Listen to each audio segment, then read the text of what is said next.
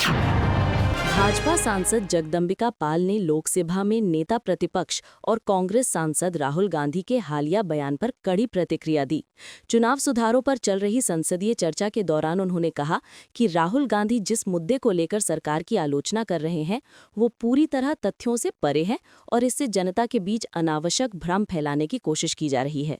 जगदंबिका पाल ने कहा कि चुनाव सुधार यानी इलेक्शन रिफॉर्म्स की प्रक्रिया को लेकर सरकार और संसद में स्पष्टता है। उन्होंने कहा, आज चुनाव सुधार पर चर्चा हो रही है और कल भी होगी। इससे साफ है कि ये पूरा विषय एक तय प्रक्रिया के तहत आगे बढ़ रहा है। राहुल गांधी को समझना चाहिए कि SIR स्टैंडर्डाइज्ड इंटीग्रेटेड रजिस्टर एक नियमानुसार प्रक्रिया द्वारा लागू किया जा रहा है, न कि किसी अचानक या मनमाने फैसले के तहत।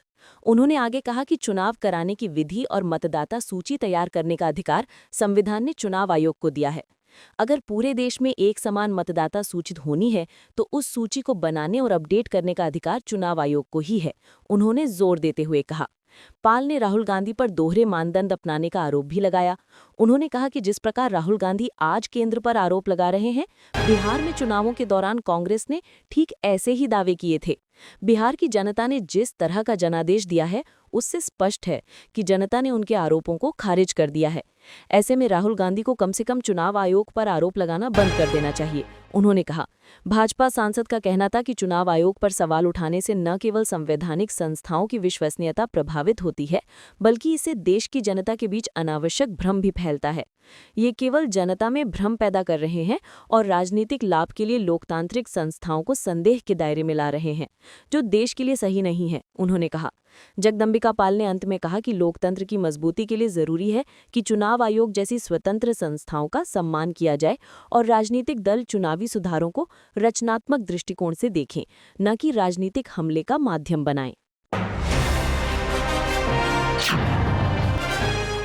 लोकसभा में नेता प्रतिपक्ष और कांग्रेस सांसद राहुल गांधी की आगामी जर्मनी यात्रा को लेकर भाजपा सांसद कंगना रनावत ने तीखी प्रतिक्रिया दी है। मीडिया द्वारा पूछे गए सवाल के जवाब में कंगना ने कहा कि वो राहुल गांधी के दौरों पर ना तो नज़र रखती हैं और ना ही उनसे जुड़ी खबरें पढ़ती हैं। कंगना ने कहा कि मैं उनके दौरों का हिसाब नहीं रखती, ना ही उनकी कोई न्यूज़ पढ़ती हूँ।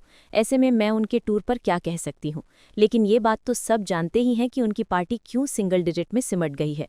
उन्होंने राहुल गांधी के राजनीतिक प्रभाव और नेतृत्व क्षमता पर सवाल उठाते हुए कहा कि वो ऐसे व्यक्ति के बारे में टिप्पणी नहीं करना चाहती जिसमें ना तो सब्सटेंस है और ना कैरेक्टर की मजबूती। कंगना ने आगे कहा कि मैं ऐसे चरित्र पर टिप्पणी नहीं करना चाहती क्योंकि आप जानते हैं कि उस व्यक्ति में ना कोई दम है और ना कोई सार। कंगना रनावत का ये बयान राहुल गांधी की विदेश यात्रा को लेकर चल रही राजनीतिक बहस के बीच आया है, जहां विपक्ष और सत्तारूढ़ दल एक दूसरे पर लगातार बयानबाजी कर रहे हैं। कर्नाटक में कांग्रेस विधायक विजयानंद कश्यप पनावर द्वारा राज्य प्रायोजित टीपू जयंती समारोह को फिर से शुरू करने की औपचारिक मांग के बाद राजनीतिक तापमान एक बार फिर बढ़ गया है।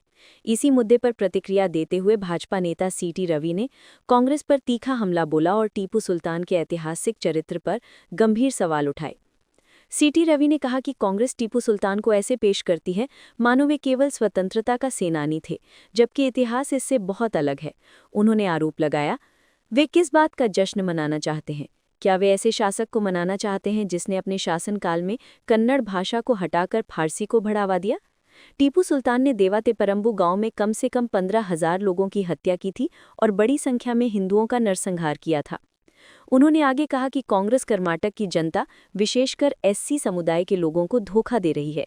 CT रवि ने कहा कि कांग्रेस कन्नड़ लोगों को भ्रमित कर रही है, वो SC समुदाय के साथ भी छल कर रही है।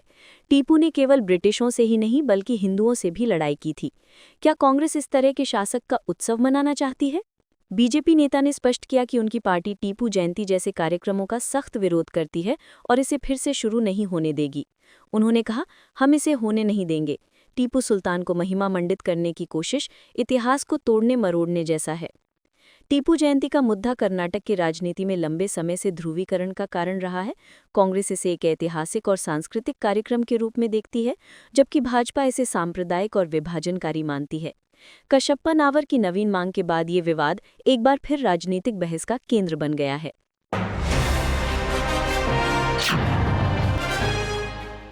Divisional forest officer Pradeep Mishra ने बताया कि 8 दिसंबर 2025 की रात करीब 8:30 बजे मुखबिर से सूचना मिली कि कुछ संदिग्ध व्यक्ति जंगल में दाखिल हुए हैं। गश्ती टीम उसी इलाके में मौजूद थी और तुरंत मौके पर पहुंच गई। पूछताछ के दौरान 7 व्यक्तियों का व्यवहार शुरुआत में बेहद उलझन भरा रहा, लेकिन बाद में उन्होंने स्वीकार किया कि वे किसी विशेष उद्देश्य से जंगल में आए थे। तलाशी लेने पर उनके पास से एक पिस्टल, एक तलवार और एक जिंदा कारतूस बरामद हुआ। जब उनसे जंगल में आने का कारण पूछा गया तो उन्होंने अजीब दावा किया कि वे सोना खोजने आए थे। डीएफओ ने कहा कि उनकी टीम के अनुसार मामला स्पष्ट रूप से शिकार यानी पोचिंग से जुड़ा प्रतीत होता है, क्योंकि रात के समय हथियार लेकर जंगल में प्रवेश सोना खोजने जैसा नहीं हो सकता। इन 7 आरोपियों के खिलाफ वन्यजीव संरक्षण अधिनियम 1972 (WPA) और भारतीय वन्य अधिनियम 1927 के तहत प्रोक्लेमेशन ऑर्डर (PO) जारी कर दिया गया है। इनमें से 2 आरोपी पास के मलिंदी गांव के हैं, जबकि बाकी 5 काकटखेड़ी गांव के निवासी हैं। फिलहाल मामले की आगे की जांच जारी है।